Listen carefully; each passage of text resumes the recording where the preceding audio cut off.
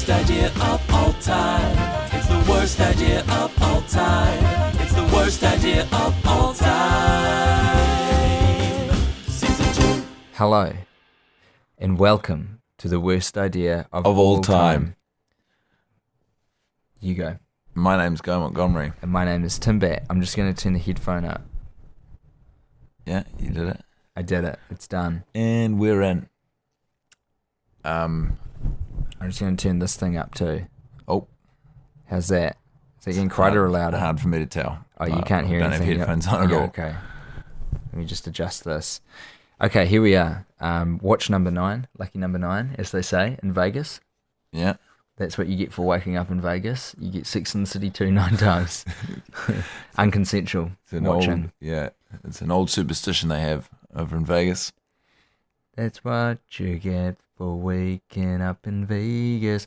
Guy Montgomery and I are at the end of a weekend, and we just watched the movie, and it's 10 to 1 in the morning now. I tell you what, it's now Monday morning. I'm dog tired. Yeah, you're not. I never understood what that saying meant. But I'll tell you one thing for free right now. That dog's too hard to even think about. That dog ain't gonna hunt. That dog ain't gonna dream about hunting. That dog don't even understand. That dog ain't even sentient. That dog don't even understand the concept of dreams. That dog is barely responding to outside stimuli. That dog is vegetated. I think it's cruel that we are keeping this dog alive. It is sick. It is not a well dog. This dog deserves to go. This dog wants to leave this mortal coil. This dog gonna die. This dog ain't gonna hunt because this dog gonna die. Yeah, that's where I'm at. Hey man, it's good to have you. Good to have you there. Yep. I'm not quite there. Yeah. I'm a level up looking at you. We've gotten a lot done this weekend. I don't want to go on about it or brag, but I feel like I've achieved a lot of things, which has been good. Nothing that I should have achieved, but it's just. I like you. Sometimes you earn the right. You did a very good, productive weekend. You enjoyed yourself. I did. Got out. Shook it up. I like that you cap it off with Sex and the City. I think it's a great leveler. It is, mainly because it sucks. You get sad when it goes away, don't you? Yeah. Guy and I watched the movie on my projector in my bedroom where we are right now. We've been sipping red wine, cheersing our red wine, and laying about on Tim's bed. I've rolling around, having a good time. Don't say it like that. I've put a setting on the projector where, like, when it comes up with a blank screen, if it doesn't have a signal, it goes hot fuchsia pink. Yeah, it's great. I've specifically picked that It colour. sets a really nice, sort of slightly ethereal tone to the room. Hey, Tim. Guy. We came up with some ideas while watching the movie. Yeah. Which I'd quite like to have a crack at exploring with you. Stop fucking around with the screen. Well, I'm trying to find a way so it just stays on the pink, because it turns off after a while because it's a power save thing. I see. But you do you. Don't worry about it. There we go, auto off. I think that's what I want to disable. I don't know. Okay, talk to me, bro. What are your notes? First of all, you've got an amendment to make. You got very excited last week. Samantha Jones running... Oh, yes, absolutely. I thought that she was running Linux in her public relations firm, and I am so sad to report that upon closer inspection, she appears to be running Windows XP, which is still pretty niche considering it's 2010. Yeah. I know a lot of people skipped Vista, but I think 8 was out. Or maybe it wasn't. Maybe that's why she was on XP. But normally you'd be on 2000. It doesn't matter. It's a very small point, but I would like to correct that from last week. Yeah. She's not as cool as I thought because she's not running Linux. She's running old Windows. Yeah. Well, that's good. There's other stuff that I noticed in the film this week, like, namely, we've come in here quite a few times. We've walked into this cafe and we've started bad-mouthing Brady's mouse maze. Yeah, big time. He won the blue ribbon at the science fair by chucking a mouse in a maze. We've questioned the veracity. Is that the word? The veracity relates to something's truthiness. Yeah. Is the veracity of the schooling system, maybe. If it was rigged, Maybe Andrew spent a lot of the money he's earned on the black market working the docks down in Boston. Yeah, we're more looking for like the sort of effectiveness of, well, the science-ness, the integrity, really, Look, scientific integrity anyway, of it. regardless of all of that, what must be conceded is that the decoration on the outside of that mouse maze is 100% dope. Unmistakably. Like, undeniably. Like, the props person who was working on that and, like, put, like, these cool sort of cartoony New York buildings all around the maze. Yeah.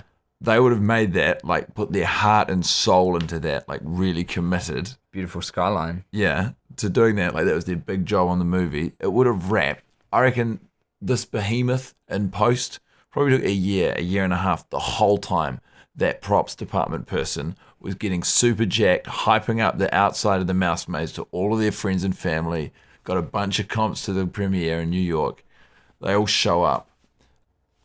And the edit, I think, relative to the effort, this person's marriage collapsed on account of how hard they're working on the outside of the box of the mouse maze. A lot of late nights, a lot of cold dinners left on the bench, eh? That's right. Cold dinner left on the bench is the ultimate sign that you're fucked up, eh? It's like you've got someone who cares about you enough to make you dinner and put it on the bench, and you were too much of a schmuck to come and eat it. Like, something needs to be fixed if you're coming home to cold spaghetti. Do you think that is the ultimate I'm fucked off statement piece in a relationship? Big time, bro. Cold dinner, Jesus Christ. That's a big warning sign. It's a red flag. What's protocol? How do you address that? Oh, you got to take drastic action in whatever form is appropriate to your relationship. You know, I don't believe in these things where people have a cover-all solution, but I would say that flowers works for a lot of things. I would say that. But I think flowers has got to be a preemptive strike. You can't get flowers when you're fucked up. You've got to get flowers before you fuck up. So when you do fuck up, I always like watching cool. anyone carrying flowers down the street and wondering whether or not they're nailing it or they've made a tremendous error just by the look on their face. But it seems like people only in the movies and television will buy flowers. It's so cliche. I know, to buy flowers to correct surely a mistake. People out there are buying flowers to correct mistakes. Do you reckon? Yes. It's still? Yes. It's like every sitcom or romantic comedy has played that bloody and that's trope. why there's still idiots out there making apologies with flowers. I guess so.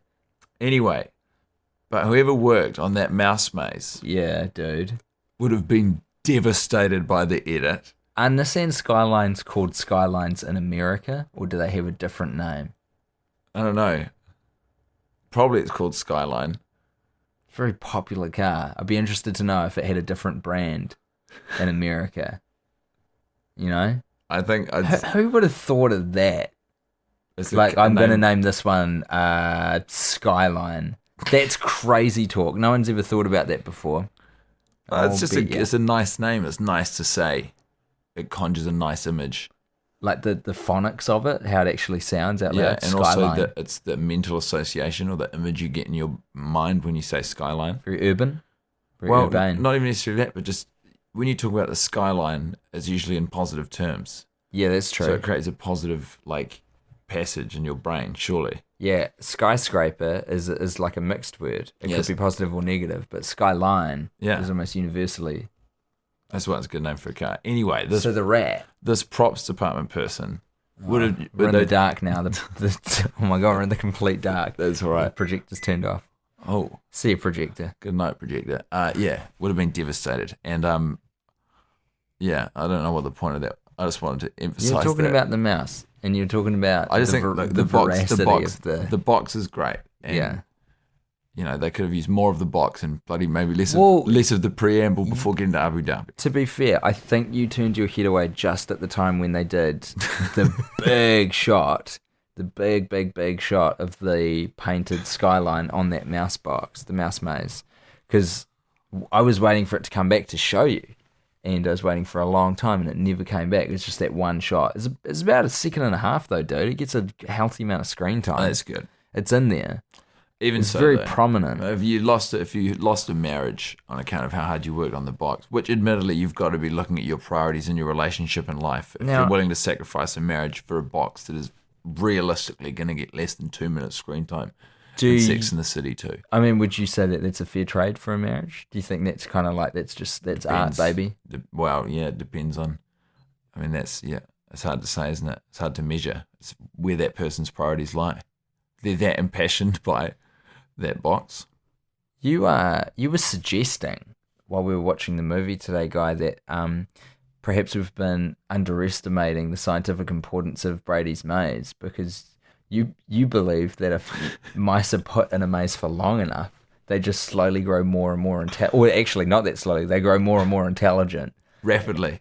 And you were quite concerned. Yeah, that, that's why, because when Brady's accepting his award for first prize, yes, he's holding the mouse in a separate, just in a regular sort of see-through container. Yeah. And you observe that, and then I quickly explained to you that if a mouse is in a mouse maze for over 2 hours, every extra hour that it's in the mouse maze for, its intelligence doubles. Wow. What happens in the first 2 hours?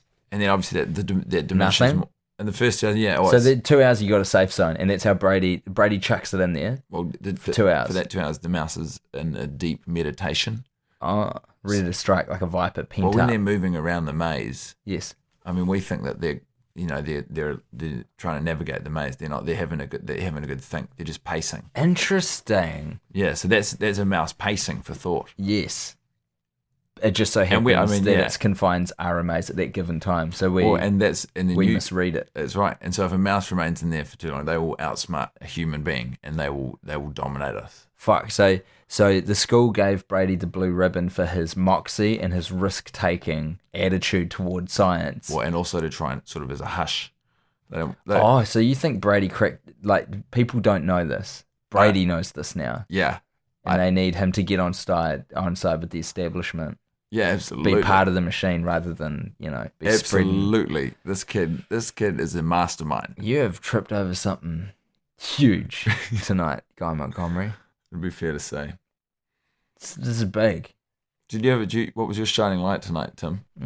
If I had to guess, I'd say Charlotte's earrings. Which set? The ones that she's wearing while she's having a drink. I'm bluffing this one. I forgot. Conjure something. Runkle probably. Yeah. Like we talked about him quite a lot. Do you want to suggest you say what we said? I had a bit of acting. It was funny. I think we both separately enjoyed Runkle very deeply this evening, and then we both sort of brought it up at the same time. When Samantha and the concrete layer are having very rampant and loud sex. I thought you were going to say coitus and you didn't. I'm disappointed. Well, whatever you want to call it. They were really going hammer and tongs. And then next door, Runkle and Charlotte are really struggling as parents. They're having a really hard time. And Charlotte's job as an actor is easier because she's just got the screaming baby. But Runkle's just reading and the kid's kind of paying attention. And so Runkle does this huge, tremendous bit of acting where he moves his whole arm and he slaps his face against it. And he crinkles when he does his serious acting, Runkle, he sort of scrinkles his face up. You know what I'm talking about? A Runkle scrunch. Yeah, the Runkle crunkle. The Runkle crunkle is your shining light? That'd be fair to say? That particular piece of acting. And then getting to call it the Runkle crunkle. Yeah, that brought a lot of mirth into the room. It did. A lot of mirth. It really lifted the mood. It did this week. You're going down. I'm crashing hard out.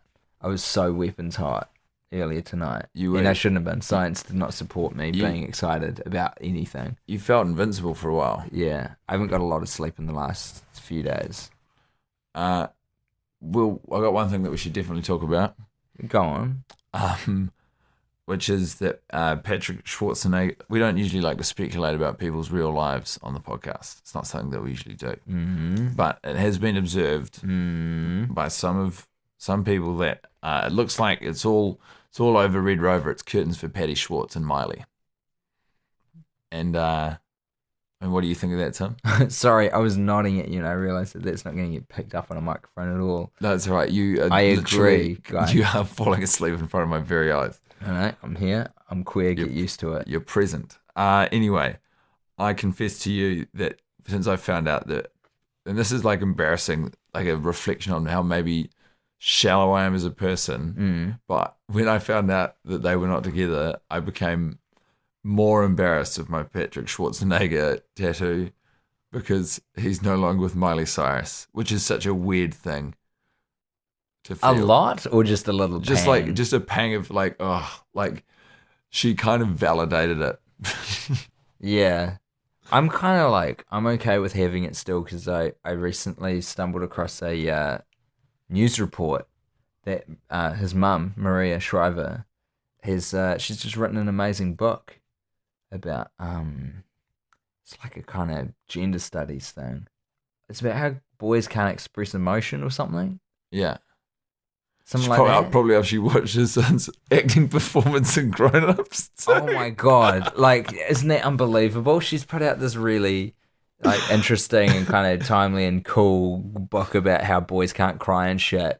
And yeah, her son is, like featuring in this just absolute fuck fest of childish man baby behavior. Like, that's an awkward family dinner when they go to the premiere of Grown Ups 2. They get home and he's like, Mom, what did you think of the movie? It's like, it was an abomination and it needs to be stopped. And I hope that it never goes to any cinemas past the one we just witnessed it at. And if it comes down to me buying every DVD and Blu-ray copy myself to put it under a bulldozer, I'll fucking do it. And if it comes down to me like trying to harness the power of Anonymous to take it off the torrents, I'll fucking give it a whirl, Like, this movie needs to be put under, 6 feet under. No one can see it. But you hear good things about the book. Fantastic things about the book. Yeah. It looks like a good one. But we're not here to talk about Maria Shriver of Grown Ups 2. We're here to talk about Sex and the City. The interesting thing that I've found about Sex and the City for a long time, and I myself have been falling into this trap up until one episode ago, is that I never really knew if it was Sex and the City or Sex in the City. And when you Google search it, like, both of them come up a lot. So a lot of people are making the mistake, is what I'm saying. Yeah, so this is Tim Bat officially calling you out. Figure it out, motherfuckers. Well, hey, look, I was once you. Whoa, way to throw down, Tim. I was one of you. I was once one of you. But are you saying you're better than these people? Well, I am now. Yeah, I'm saying I was on their level and now I'm on a better, bigger, higher level. You are fundamentally now a better person. You're saying that. I'm agreeing with you. There's a subtle difference. I wouldn't initiate the thought, but I also would never deny it. You're getting into a pretty good place now. Yeah, dude, I need some fucking sleep. Yeah, man. Well, shall we seamlessly segue into what's he doing? Where's he off to? Hey, that was a pretty good one. Getting warmer in the dark. Do you want to take the reins or should I? Well, let's I'll be interested to see what I can spit out at the moment. Too. Okay, but you can defer for a suggestion. Are you just gonna go? Just go. I got to take away the safety nets, or else it won't happen. Get in there, bro. Do you realize that the dude who we see in the over-the-shoulder shot slamming coffees and slamming the caffeine and leaving with a newspaper under his arm, like? Do you understand where he's going? That's exactly why. Do you understand where he's going? No, this is exactly why. Bro, did you realize that we're dealing with the president of David Hasselhoff's fan club? No. He's off to try and find the beach that Baywatch is filmed at. In central New York. Correct. He could barely be further away from the location he's looking for, and that's why it's in the movie, because it's such an interesting bit of happenstance that he's wound up in NYC. How did he land? Surely that's just... You're gonna love this story. I think you're gonna enjoy it. So what's happened is someone told him that he needed to get to the coast where the beach is, right? Yeah. And instead of hearing beach, he heard burger. This guy sounds like a bit of a dimwit. Yeah, he's not a smart man. And he thought burger How did he- doesn't make any sense. How did he wind up in charge of David Hasselhoff fan club? That is a position that you take. No one bestows it upon you. Yeah. You grab it and then you defend it. That's But all there is to this it. is a bumbling fool. How did this man? So I'm trying to explain how he got to NYC. Okay. Someone said it's at the beach. He heard booger. And then his head went, not a word. Did they mean to say Big Apple? And that's where he ended up. He didn't research it beyond that observation. Well, he just kept asking people for where the Big Apple was. And he actually started pretty close to the Baywatch Beach, which, as we know, is pretty close to LA, I think. And he ended up hitchhiking across continental North America. Oh, wow. Yeah, it was an amazing journey. Did he still manage to distribute the David Hasselhoff newsletter daily, as is custom? He's on AT&T. He didn't have a worry in the world. Internet all day. This is in 2010. I mean, it's not. Yeah. Okay. That's how good they are. Yeah. From coast to shining coast, It's, sea to shining we sea. are, of course, we're commercially obligated to thank AT&T, who we've just taken on as a new sponsor of the podcast. We're actually obligated to answer to our other sponsor as well, Cogs Unlimited. Yeah, Cogs Unlimited.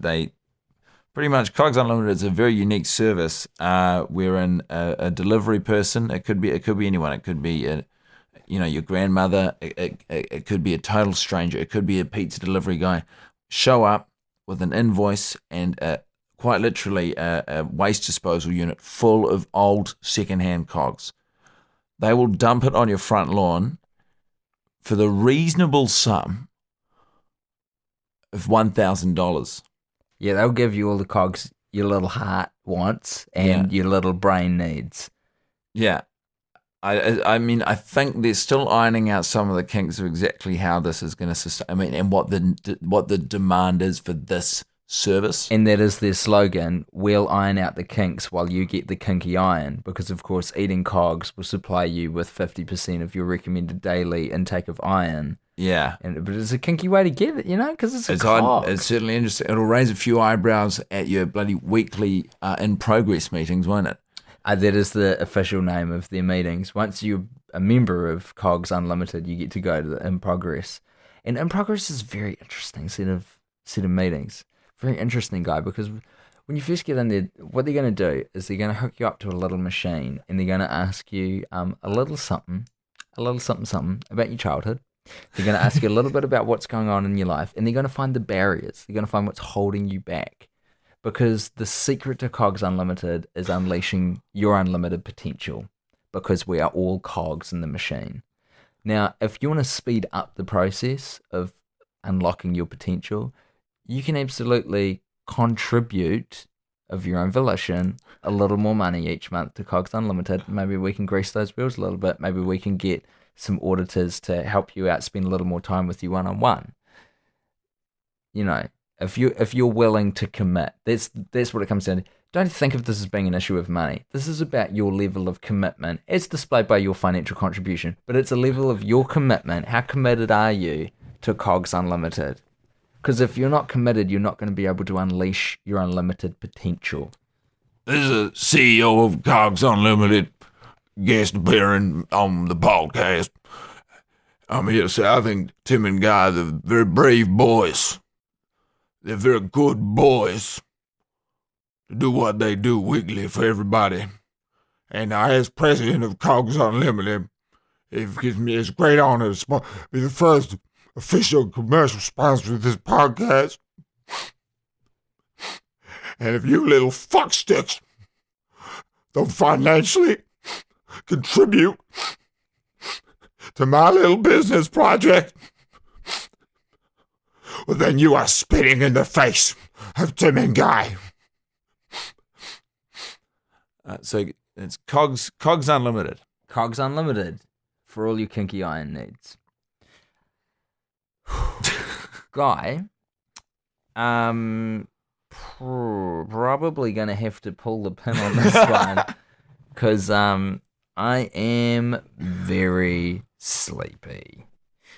I think there's some things I'd like to say before we go. Here's one.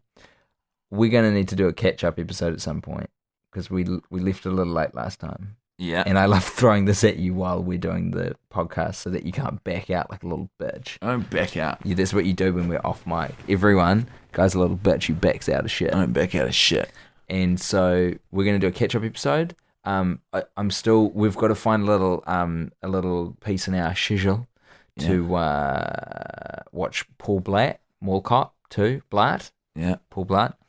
And I'd like to warn you that we've got some really good guests coming up as well on the podcast. There's a few people itching to get on, and they're all cool people.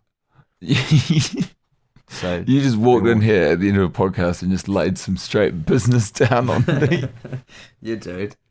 You do. I thought we were just going to have a lovely chat about Sex and City 2, and then you just... Oh shit! I broke the keyboard. We're still good though, right? There we go. Oh fuck, man. Jesus, that's I thought we might have lost it. My brain immediately went to the worst place and thought that we'd lost a whole episode. Yeah, because then we have to watch the movie again. It's fucking 1:20 in the morning, and last night I think 4 hours. I think. Good on you, mate. Good God, You're a treasure. good God, Guy Montgomery. Look, Do you want to leave a message for our listeners before we end the phone call? yeah, I do. We're right in the middle of the comedy festival here in New Zealand, in Auckland. You're a sellout. Yeah, mate. Please come along to our shows. Mine's called Garmon Comedy. It's on at the Monte Cristo. If you're not in Auckland, if you know someone in Auckland you think would like it, please tell them to come along. And Tim, do you want to sell out as well? Nah, because I'm cooler than you are. That's not true. It's not, but I'm going to pretend I am. And everyone, send your congratulations to Tim for successfully completing a short film in 48 hours over the weekend, while performing 3 solo hour-long comedy shows. That's a pretty impressive feat, mate. Thanks, mate. I'll share the movie with you all later when I'm allowed to. We're not allowed to at the start. We will later, though. I'm very proud of it. Proud. All right, Guy's in it. Let's get out of here. Guy's in the movie. You talk about it like you're not part of it. You're in there, bro. Yeah, mate. You got a fantastic cameo. You're a scene I was stealer. only in it for You're only funny. about half an hour. I gave you good direction. You I'm were. an excellent producer too. Look, let's get out of here. People don't want to hear this. I love you all, and we'll be back soon before you even know it.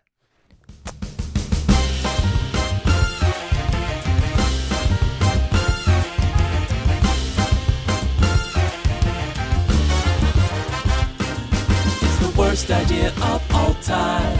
It's the worst idea of all time. It's the worst idea of all time.